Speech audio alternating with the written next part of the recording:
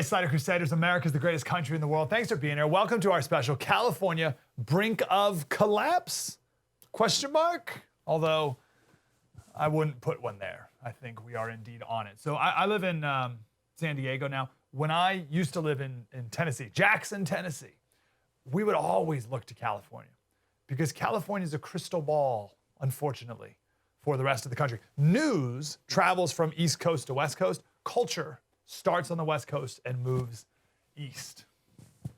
I say that to say all terrible ideas start in California. All insane progressive policies start in California. From time to time, you'll have progressives in other states try to keep up and out crazy California, but unfortunately, California has way too much influence over who we are as a nation. If for no other reason, so many Californians are leaving this state. And like a virus, infecting your state. This cartoon is from 10 years ago. Westward ho versus eastward ho. 10 years ago, and it only gets more relevant each year. The problem is those people who are now leaving are taking all their progressive policies and worldviews with them. Texas, you better watch out. Every once in a while, I see your governor embracing another Silicon Valley tech company moving to Austin. You are inviting the enemy in, right? Now, it sounds dramatic. Oh, here, Slater, you're calling our fellow Americans the enemy. Nah, it's not even necessarily the people. It's their bad ideas. That's the enemy. And they're infected with them. That's the real virus. It did not used to be this way in California. It did not used to be this bad. We used to have a very different culture here. Just consider our founding of California. Do you know what the California state flag looks like? Can you picture the California state flag? We got it right here. It's California state flag. Cool flag. Right, that's a cool flag. Why is there a bear on it?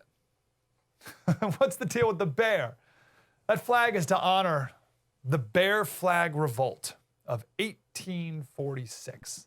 This was a revolt against some Mexican settlers. Here's the flag, the original flag from that revolt.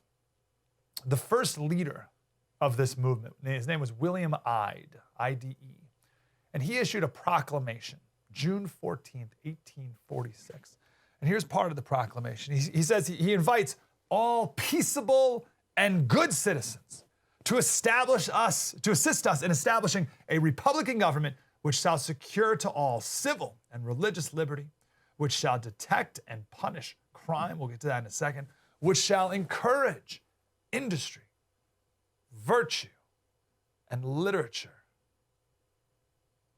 and which shall leave, our schools are some of the worst in the country here in California, which shall leave unshackled by fetters, commerce, agriculture, and mechanism. That's what California was founded on. We were founded as a state, unhindered, unshackled by fetters. Fetters are like the old ball and chain, like oh brother, where art thou? Like a ball and chain on a prisoner's ankle. It's a fetter, right? Here in California, you don't have those. That was our founding. No chains on your life. There's no chains on your potential. Come here and be free. California was founded as like a hyper microcosm of America, right? Where America is the land of the free. California is the land of the super free. Really, really, really free. A state with unshackled commerce, agriculture, and mechanism. That's how we were founded. Is that true today? No, not even close. I'll tell you the root of where things started to turn sour in California. There's many, but if I had to point to one, it's philosophical. It's philosophical more than anything. Pat Brown was the governor of California. He was the governor from 1959 to 1965, a heyday. He was governor right before Ronald Reagan. Pat Brown believed in a bigger and better and stronger California. He oversaw, among other things, the California State Water Project. Half of the state's population, which was booming at the time, right? Booming. Half the state's population lived where only 1% of the water was, right? So it's a problem. So there was this massive project to completely remake the state and bring water to where the people are. Huge project, building massive, epic dams. Pat Brown built our highway system. I mean, look at these, the original highways, right? They're like pristine and beautiful and empty, right? But built this beautiful highway system, built our university system here in California. We were leading the nation on all these big, beautiful projects. Then, look at that highway. Then, his son became governor. Jerry Brown took over, also known as Governor Moonbeam. He was the governor twice, from 1975 to 1983, and then again, for some reason, from 2011 to 2019. He believed in a philosophy called small is beautiful. Small is beautiful was formulated and articulated by this economist, a socialist, E.F. Schumacher. I think his first name was Ernst or something. E.F. Schumacher. Published in 1973. So 1973 was right in the midst of the environmental movement, particularly this fear that there were too many people, overpopulation, the oil crisis, we're running out of natural resources. So there's this big panic in the country about these things. And then Small is Beautiful came out. And Jerry Brown, when he was governor the first time in 1975, he said, this is an era of limits, and we'd better get used to it. Almost like saying this is an era of fetters. This is an era of balls and chains, right? This is an era of preventing you from being free. That was the beginning of it. And they justified it by saying small is beautiful. This is why in California we have man-made droughts. They're man-made droughts. We haven't increased our water storage in decades in California. Our population's doubled, and we haven't increased our water storage since the 60s. This is why we have blackouts and brownouts in California, right? We're like the fourth biggest economy in the world, and the power turns out when it gets windy. They just shut it down, right? We're running out of electricity here in California. Why? Well, we're tearing down perfectly functioning nuclear power plants just because less. We just want less. Less water, less power. Small is beautiful. We're removing dams. They call it rewilding rivers. We're removing dams. So the state that used to build is now tearing things down, literally tearing things down. And then in this scarcity comes higher prices for everything. Higher prices for gasoline, of course. Higher prices for food, right? You need water to grow food, and that's for everyone across the country, right? Of course, higher prices for housing, because you literally, I'm not exaggerating, you can't build anything in California anymore. You can't build new houses. That's a little too much in the weeds, but I'm telling you, in San Diego, developers are not allowed to build any more houses. Cannot happen. Small is beautiful. This hurts lower income people the most, which is why we have such an unstable state. The weather's good, but that's the only thing keeping wealthy people here at this point. There's no reason that Silicon Valley has to be in San Francisco. I always used to think that it was Silicon Valley because it had a certain natural resource or something. No, actually, I'll tell you the very quick of the story. There's this guy, and his name's escaping me, but he used to work for Bell Labs in Massachusetts, and all the super smart scientists were in Massachusetts. And then his mother was getting old and sick, so he moved to be closer to his mother, who lived in Palo Alto. That's it. And then he came here, and a bunch of other scientists came here, and they broke off and created a bunch of other companies, and here we are, Silicon Valley. If his mom lived in Oklahoma, then Silicon Valley would be Oklahoma City, right? There's no reason why Silicon Valley has to be in San Francisco, and it won't be there for long. But because it's been here, we've been able to, have a lot of money here in California. The government's been able to have a lot of money here for a long time, but half of the income tax revenue in California comes from the richest 1% of people. That's a Jenga. That's a game of Jenga. That's a house of cards right there, because the richest 1% can leave in an instant. And the weather's very nice, but it's not that nice. They will leave. And then who's going to be left around to pay for all this? We used to be a state unfettered by chains, and now Californians live in chains. Unless, of course, you're a criminal. Then you don't live in chains. Check out this headline. We are releasing felons. You're reading that right. To create safer prisons.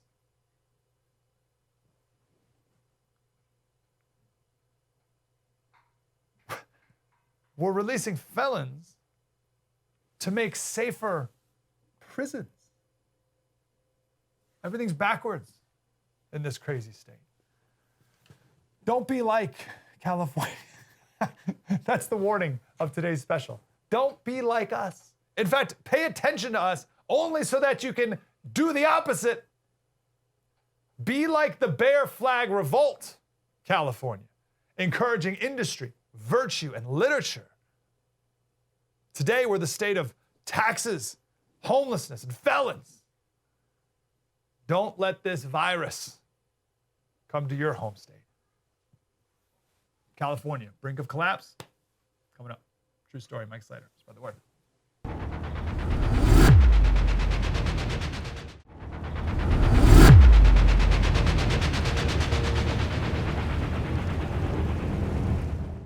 Hey, Slater Crusaders, welcome back to our special California Brink of Collapse. I want to bring in someone who's in the fight up in Sacramento to try to bring some sanity back. Kevin Kiley is an assemblyman in California. Kevin, how are you, brother?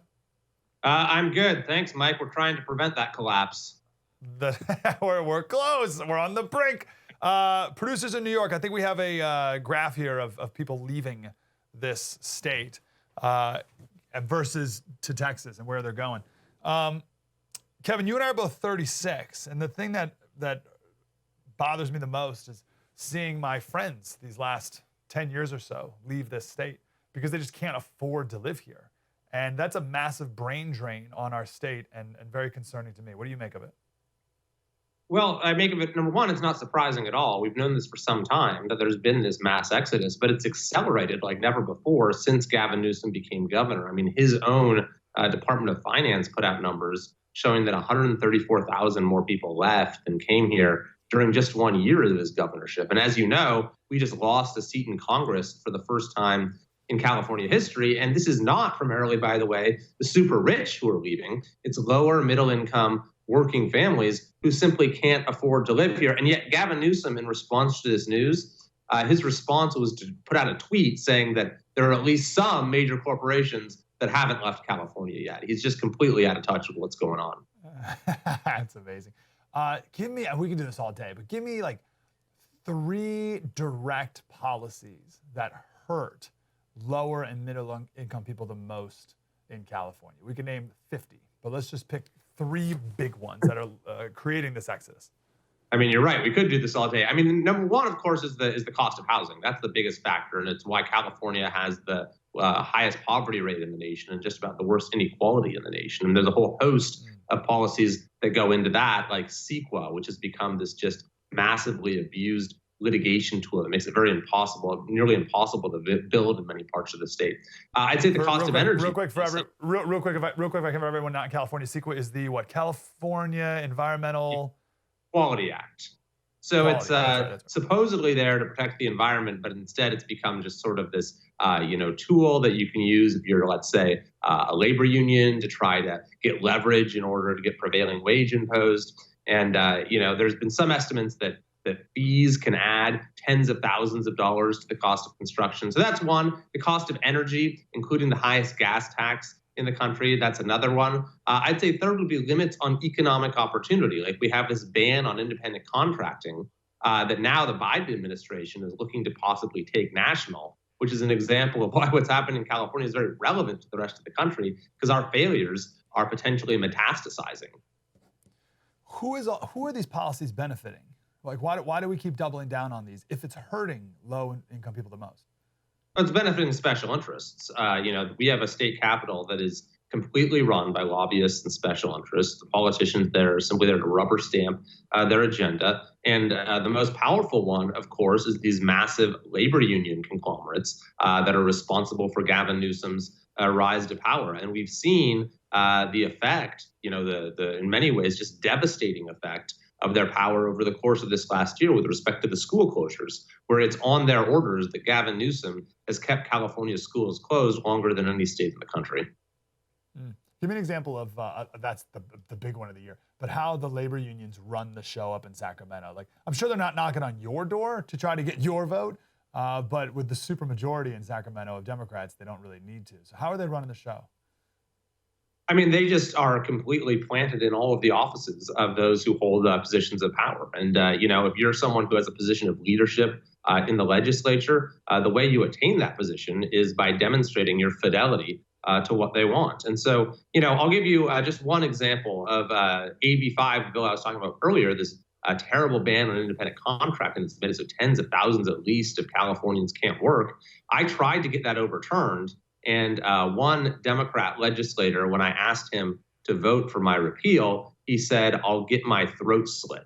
And so the hold that these union bosses and their lobbyists have over the legislature, it's more than just the typical influence peddling that people understand is a part of politics. It is literally they are the ones running the building. Well, and not to get too inside baseball in California, but one of our assemblymen down here in San Diego, Lorena Gonzalez, used to run the labor unions in San Diego County. And she just cut out the middleman and ran for office. And she's the one who wrote AB5 among all these other horrific bills. So just the unions, she is the union. That's right. There's a lot of people just like that in the legislature. And the way that they get their folks in there, of course, is they spend more by far than any other special interest. They recruit people to run who they know will simply be a rubber stamp. And they spend millions of dollars to get them elected. And then it just never occurs to these people to do anything other than what, the union special interests want. Let's talk about the instability and inequality of California, right? You'd think with these progressive policies and utopian visions that we would be a utopian dreamland. We'd be very, very equal, very progressive, right? All this, but we're not. We're the most unequal, like richest and the poorest. And greatest education gaps in California. Can you speak about the inequality that exists in this state? Yeah, I mean, it's absolutely jarring. And by the way, you used the term utopia. That was a word that was actually used by the Speaker of the California Assembly a couple of years ago. He said that California is building a utopia. I see the images on the screen. They look like quite the opposite, right? And it's precisely because of what we've been talking about, that we have a political system where you have the connected and the powerful have sort of hijacked the machinery of government in order to cater to their own monetary interests, regardless of what it does to everyone else. And I think that what might even be the most important factor in all of that, beyond even the limits on economic opportunity and the cost of living that we've been talking about, is educational inequality. I mean, the business model of the most powerful special interest in the state, the teachers union, is to keep kids trapped in failing schools. And any attempt to try to actually expand educational opportunity through school choice, they just kill immediately. Amazing. Well, and the other example of that is Barack Obama did the same thing when he first went to D.C., to shut down school choice in Washington, D.C. On the instability point, I saw a video the other day, and I think it was Ami Horowitz, and he went to people and he asked, what percentage of taxes do the richest 1% pay? And obviously everyone's like, oh, they don't pay any taxes and whatever. And the truth is, they pay a vast majority of the taxes. And in California, maybe more than any other state. So if I'm correct, the richest 1% of Californians pay 46% of the income tax in California, which creates 50, right? So there you go. So that creates a wildly unstable economy. What does the legislature do with that?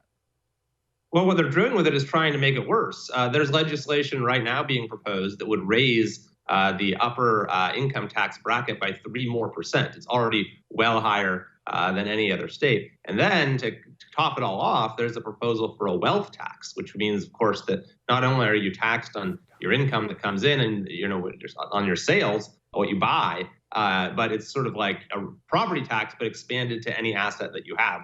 It's sort of taken from the dustbin of Elizabeth Warren's presidential campaign. Yes, I forgot about that. If I remember correctly, it wasn't only a wealth tax on everything you own, but it was a wealth tax on everything you own, even when you move for the next 10 years. Is that right? Yeah, so this was proposed as well, exactly. That it's like they're going to try to imprison you here, because some people leave in California by saying, even if you leave, we're going to keep taxing your assets. Wow, there's no way that, how could that possibly be legal? But that's, they'll try anything, right? That's amazing. Let's talk about the recall of Gavin Newsom. So pretty amazing that he even got recalled. It's now official. So coming up in a couple months here, we're going to do an election. There's two questions. The first question is, do you want to recall Gavin Newsom as governor? The second question is, if 50% of people say yes, who do you want to be the governor? That's it. And something like 10 days later, that new person's the governor. First of all, are you surprised that we got enough signatures to get him on the recall ballot? Well, if you'd asked me that, let's say, 7 or 8 months ago, I would have said, yes, that would be surprising because it's such a high hurdle. We had a huge voter turnout in 2018, and the number of signatures you need is a percentage of the voters who turned out in the last election. And so no one gave this effort any chance until maybe the beginning of this year. But once I sort of low hurdle. What's that? He was on the View. He was on the View and said it's a low hurdle to get a recall ballot in California. Yeah, no, that's completely wrong. I mean, he might be saying that compared to some other states, it's a lower fraction of the turnout in the last election that you need. But the turnout in 2018 was a record level of turnout. So we needed 1.5 million signatures, verified signatures, in order to get this thing qualified. And ultimately, the campaign turned in 2.2 million. We have a significant cushion above what was even needed. It's the largest signature drive in the history of the United States. And we've certainly never seen anything like it in California. But to answer your question, once I became involved in the campaign and I went around the state, I held 50-some events, to support the recall. I wasn't surprised at all because I have never seen the level of energy and enthusiasm and the sheer diversity, by the way, of this movement. You have a lot of people who say, I've never been involved in politics before. This is the first thing I've ever done. And they're going out every weekend, spending hours and hours and hours gathering signatures. So I knew this was going to happen as soon as I sort of got a sense on the ground for what the movement was like. All right, so I got two questions about the recall. First, do you think people were emotional about their wanting to recall Gavin Newsom, and it was all about him going to the French Laundry and the COVID lockdowns? But now that California is slowly opening back up and people can go to Disneyland again, and heaven forbid he'll allow us to go get a haircut, that people will forget and their passion will go down and they'll be like, oh, I guess he's okay after all. That's my first thing. Well, no, I don't think so. I mean, it was emotional to some extent. I mean, when you're telling people you have to shut down your business and you don't give them their unemployment check so they can't put food on the table and don't let their kids go to school, there's an emotional element to that, of course, as there is in perhaps all, forms of political action. But it was underlaid by a very deep rationality because for the first time for a lot of folks, they were getting a window into exactly the way our state capitol works. And I don't think people are going to be able to unsee what they've seen over the course of this last year. And frankly, even as the economy goes, if it does, in fact, fully reopen, as we've been talking about, California has been on the decline for a long time. And I'll add that by the governor's own estimates, we're going to have an incredibly slow economic recovery. He said that we're not going to be back to pre-COVID levels of employment until 2025. Roaring back. Exactly. Second question is, do you think the people of the state are so stupid that they will, I don't want to put a California Assemblyman on the record for saying so stupid, I will note that we will double down and elect someone even more insane. Like we'll go for Tony Villar, the former mayor of Los Angeles or something, right? We'll just be even more crazy than the last guy we had, Gavin Newsom. I do not think so. I think that at the point in which you have 50% or more of the population voting yes on the first question to remove Gavin Newsom, that's going to signal a desire for fundamental change in the state. And I think the person who will be most likely to win as a replacement candidate will be the person who embodies that desire for change. Okay. Last question for you. What's the relevancy of California to the rest of the country, right? I mean, obviously we've got a bunch of progressives leaving this place because it's too progressive, and then they make California progressive, Texas progressive, and they ruin other states. But other than that, what's the relevancy to the rest of the country? Well, it's hugely relevant. I mean, California has always been a trendsetter for better or worse, and that's particularly relevant now. Gavin Newsom has called California the roadmap to success. Those are his words for Joe Biden. And in fact, on Inauguration Day, he wrote Joe Biden this delusional 7-page letter highlighting all of California's, quote, policy innovations for Biden to copy. And in fact, since then, we've seen several of the Newsom administration officials fail up to the Biden administration. We see the administration copying laws like California's AB 5. And so the stakes are very high. Gavin Newsom thinks California is a model for the nation, but I think we are a warning to the nation. And the recall, I think, is a great way to broadcast that warning loud and clear. Man, I'm grateful for you. Kevin Kiley, Assemblyman in California. Thanks, Kevin. Thanks, Mike. Let's definitely talk again, man. Really glad you're there. News travels across the country from East Coast to West Coast. Culture starts on the West Coast and travels to the East Coast. So all the crazy things that happen in California eventually will make their way across the rest of the country. unfortunately. True story. Mike Slater, spread the word.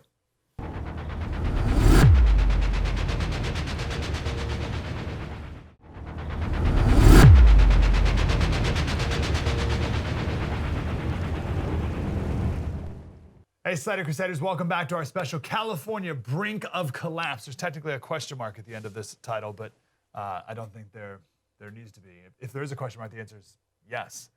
In this segment, I want to talk about Maxine Waters. I want to talk about Congresswoman Maxine Waters as herself, and her, and Maxine Waters as metaphor for California. First, here's a clip of her just the other day. Every day we have seen, this nation get more racist than anybody thought perhaps would be at this point in time. We've been through the civil rights movement where, of course, we made some progress, but this president that we had, Trump, was taking us backwards, and he was making racist comments. He was, identifying himself with people like the Ku Klux Klan and the Proud Boys and the Oath Keepers and the QAnon. I mean, that is racism defined in the most obvious way. Joe Collins is here. He's running against Maxine Waters in her district in LA. Joe, how are you, brother? I'm doing really good. How about yourself? Good, man. Very good. And I should say Navy vet as well. Thanks for your service, brother. Maxine Waters. First of all, let's start with that. The clip right there. Is America now more racist? Every day we're getting more racist. Joe, do you agree with that?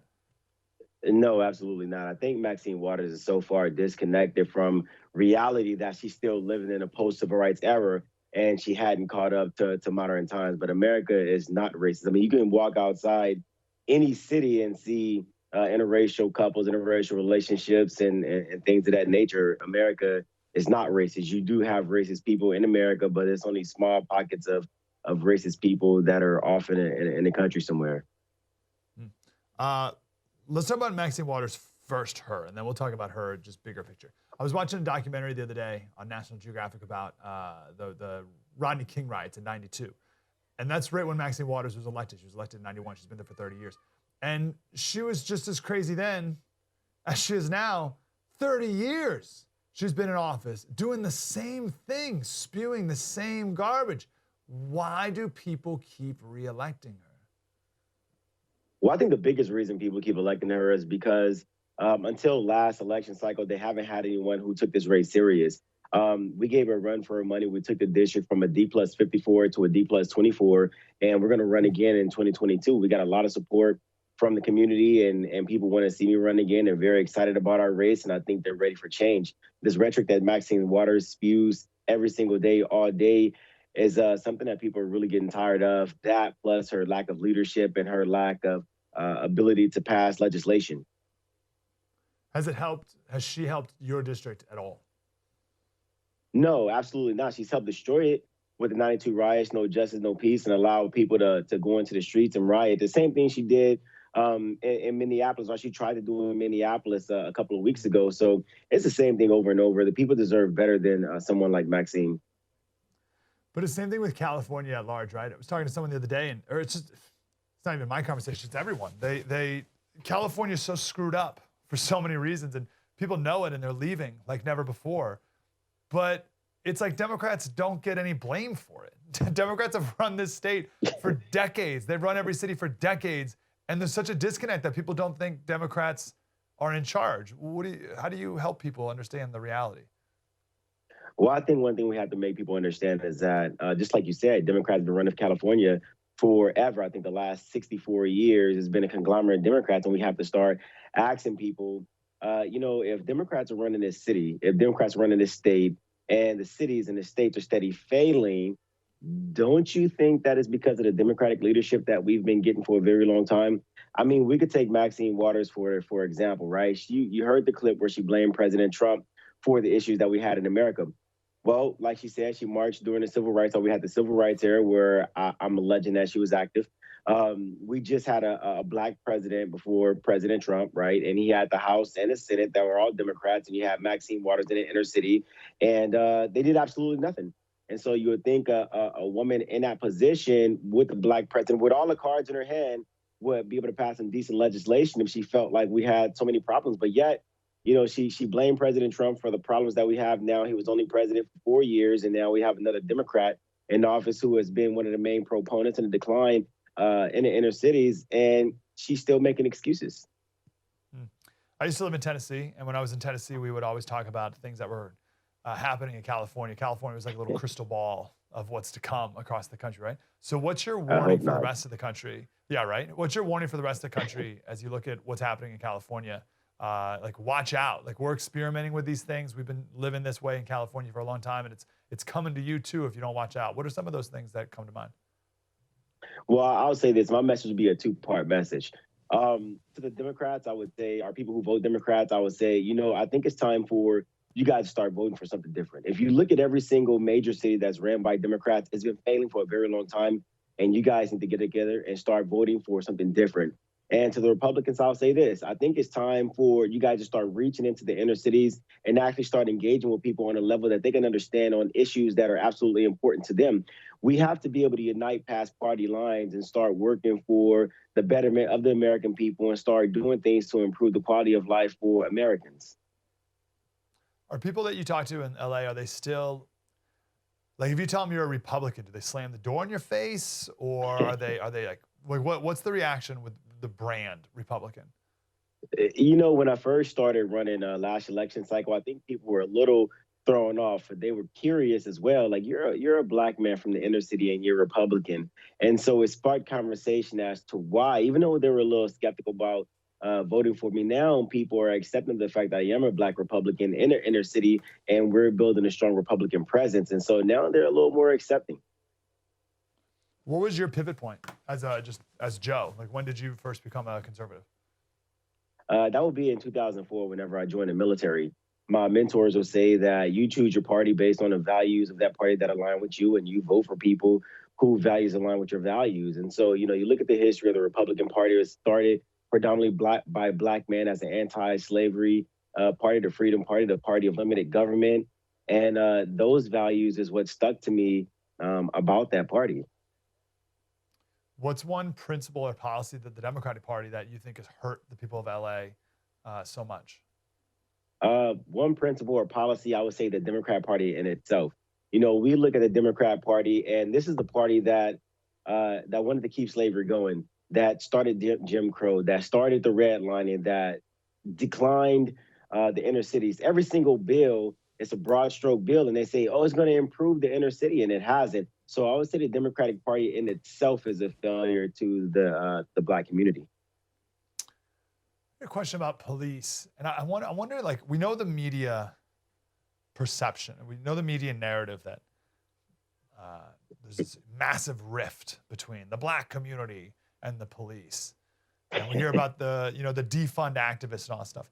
But then I hear some things, I watch some videos and stuff of black people in the city that are like, no, don't defund the police. Like, we need people to keep my kids safe and get rid of these rioters and whatever. So you grew up there. So I'm not even going to ask you as someone running for office. Just ask you as Joe from LA. Like, what's the percentage of people who are pro cop or blank the police? I think the majority of people who are saying defund the police are the people who do not live in our communities. In our communities, we have a huge population of senior citizens, and we have a huge population of young people. Our police force, is not perfect. We do have a lot of issues in the police force, but these are issues that are being worked out every single day. Just like with any organization, you're going to have your bad apples, but those bad apples did not project the entire police force. I've been fortunate to work with the law enforcement as well as the community. And I would say that, I think our police force are doing a really good job. Another thing people have to understand is across the country, different police forces handle things different ways. The rules are different. So the game that is played is different at the same time. But you can't broad stroke the police force as they killing all black people the same way the Democrats broad stroke everything else, because the situations are absolutely different. And I think another point is we have to wait till all the information come out before we make a judgment, whether it's pro or against the police departments. Yeah. There's Maxine Waters all across the country. Let's get the Maxine Waters out of Congress. How can we help your campaign, brother? Well, the best thing that you can do to help my campaign, go to my website, joecollinsforcongress.com. Donate, fill out the volunteer form, make phone calls for us, actually get out in the cities and help us door knock and engage with people on a level that they can understand and make them feel comfortable about having a Republican in the inner city. Yeah, we need it. What's your website?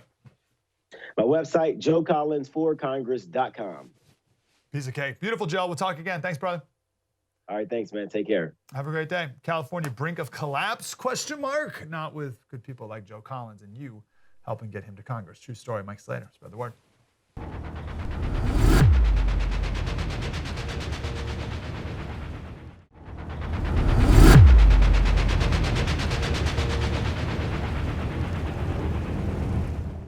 Hey, Slater Crusaders, welcome back to our special California brink of collapse. I want to go right to our next guest, Charles Moran. He is the managing director of Log Cabin Republicans. He's in D.C., but from this ridiculous state of California. Charles, how are you, brother?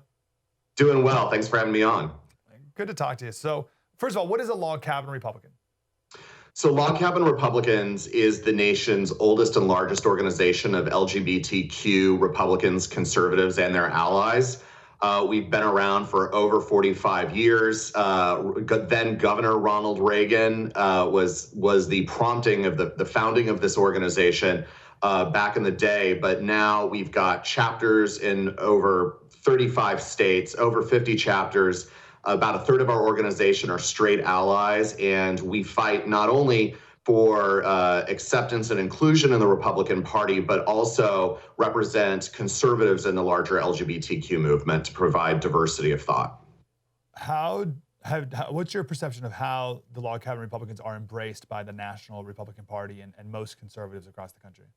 Well, we know this through the actions. Last year, Log Cabin Republicans launched the first ever advocacy campaign, working with the Trump campaign, working with the RNC. It was a multi-million-dollar affair where we were able to go out into the community, talk to directly our allies, people who were disaffected Democrats and independents, and push back on the liberal media narrative that just because you're gay means you have to be a Democrat. Our flagship messaging campaign called Get Outspoken debunked those lies and myths about Republicans and President Trump and took on President Biden's unfortunate past and history with the LGBTQ movement.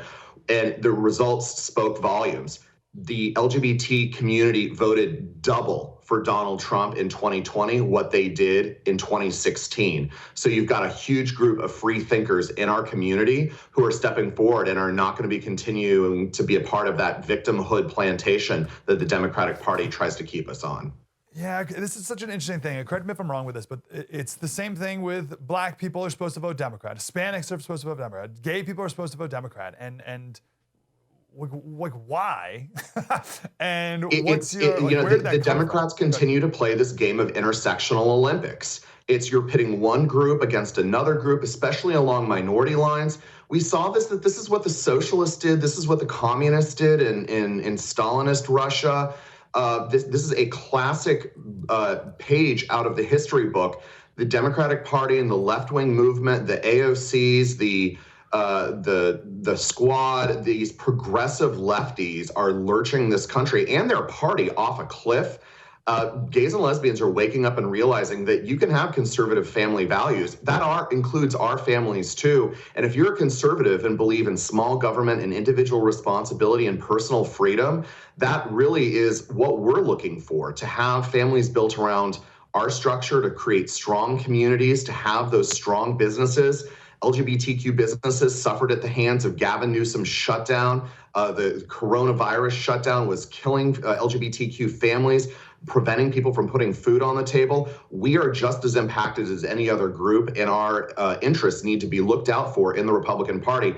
And like I said, President Trump and his leadership was incredible for getting our seat at the table, and we earned it. And again, our community turned out in large numbers for Donald Trump and Republicans in a way that had never been before, and it only happened because the RNC, the Republican Party, Ronna McDaniel, and Donald Trump in the campaign helped make that investment and make that happen. I don't know what the equivalent is of an Uncle Tom, right? But I'm sure you've been called whatever that is. What do you say to that? What do you say to the gay person who comes up to you and says, man, you're just a traitor, Charles, you're a traitor. How dare you vote for conservatives who hate you and everything you are and believe in? You know, my sexual orientation has nothing to do with my policy and visions on foreign affairs, on energy policy, on labor unions that are crushing small businesses, on overarching regulation that's preventing innovation. You've got so many creativity, minded people in our community.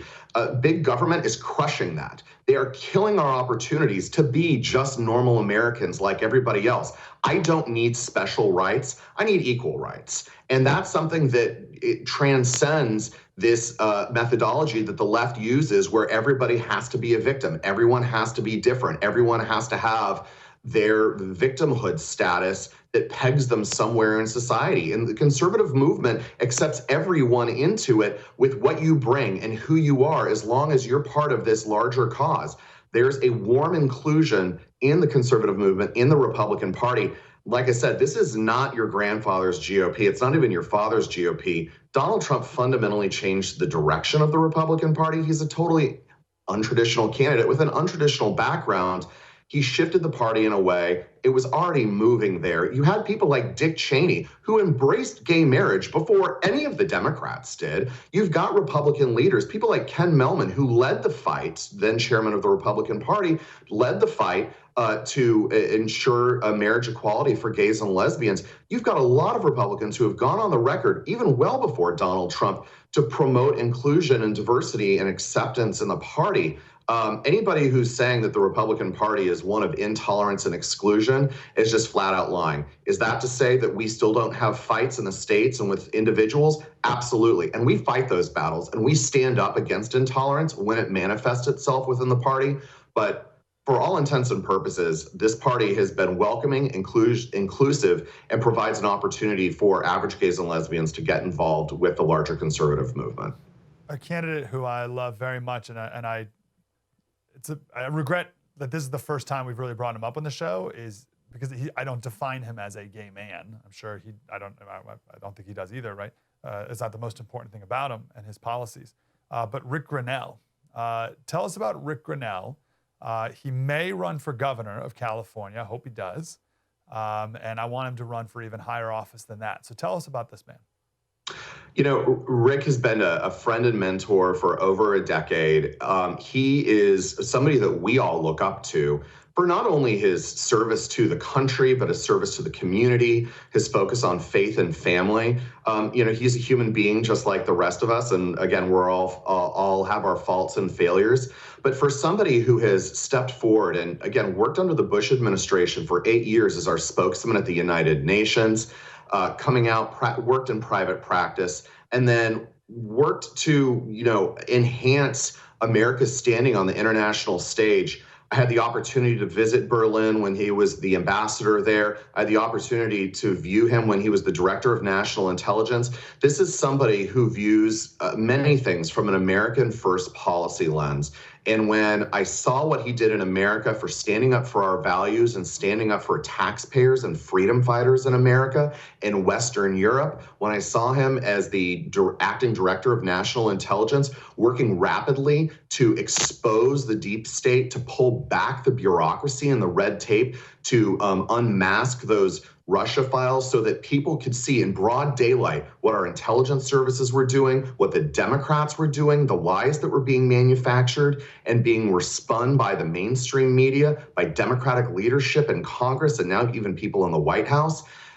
His ability to cut through the noise, have a very singular focus on promoting truth and honesty and transparency is something that we saw when he was spokesman to the ambassador at the United Nations, when we saw it when he was the ambassador to Germany, when he was the acting director of national intelligence. And to this day, his conversation points on calling out the waste, fraud, and abuse in California.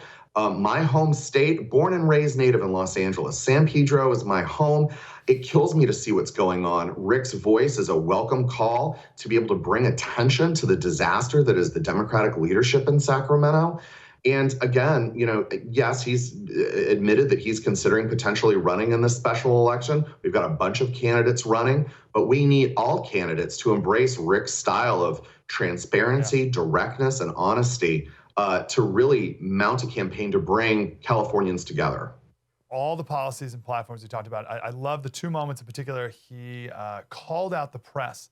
He did a press conference or briefing on his work with Kosovo and the peace deal there, and the media was just awful and ridiculous. He just called them out. He left the podium and just called out every single one of these phonies in the media for being idiots, really, and not understanding the depth and importance of what this is. And then he did some other phone call with the media, and he was about something, and they were asking him these other questions, and he just called them flat out. It's like, guys, we're not talking about that. We're talking about this. Get it together. We need that strength, and I'm so encouraged by him and his style.